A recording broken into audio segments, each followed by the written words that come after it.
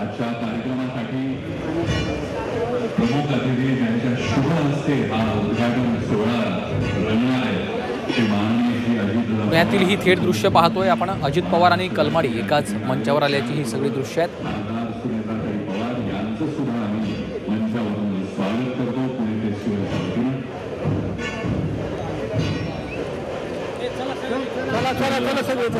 पुण्यातून ही थेट दृश्य आपण पाहतोय. उपमुख्यमंत्री अजित पवार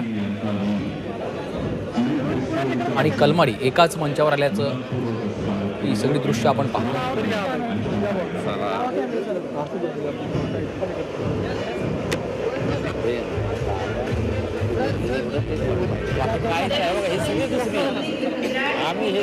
अजित पवार आणि कलमाडी एकाच मंचावर आल्याची ही दृश्य आपण पाहतोय. पुण्यातल्या एका कार्यक्रमामध्ये हे दोघेही एकत्र आल्याचं चित्र पाहायला मिळतंय.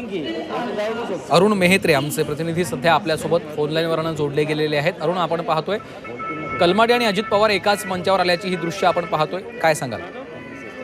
आज पुणे फेस्टिवलचा म्हणजे 36व्या पुणे फेस्टिवलचा उद्घाटन सोहळा होतोय. पुण्याच्या गणेश कला क्रीडा रंगमंचामध्ये हा कार्यक्रम होतोय. या कार्यक्रमामध्ये पुणे फेस्टिवलचे अध्यक्ष असलेले सुरेश कलमाडी जे माजी खासदार माजी मंत्री आहेत आणि पुण्यातलं एकेकाळचं दिग्गज नाव राजकारणातलं असं ज्यांची ओळख आहे ते सुरेश कलमाडी आणि विद्यमान उपमुख्यमंत्री अजित पवार हे दोघं एकत्र आलेले आहेत. अजित पवार यांच्या हस्ते आज या सोहळ्याचं उद्घाटन होतंय.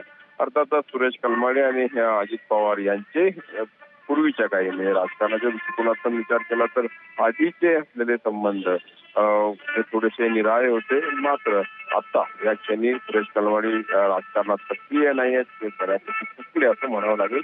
तरी देखील सांस्कृतिक कार्यक्रमाचे किंवा पुणे फेस्टिवलच्या प्रेमापोटी ते इथे आलेले आहेत. त्याचप्रमाणे पुणे फेस्टिवलचे ते अध्यक्ष आहेत. तर अजित पवार हे पुणे जिल्ह्याचे पालकमंत्री आहेत. तर या पार्श्वभूमीवरती दोघांची भेट होते.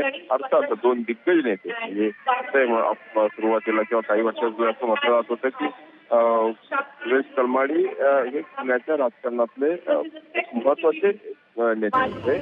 सबसे बडा खिलाडी सुरेश कलमाडी अशी घोषणा द्यावी तर आजच्या काळामध्ये अजित दादा हे पुण्याचे दादा असल्याचं अलीकडच्या काळात बोललं जात होतं. निश्चितच त्यामुळे आता विविध चर्चा ज्या आहेत त्या संदर्भातल्या सुरू झालेल्या आहेत. धन्यवाद अरुण या सविस्तर माहितीसाठी.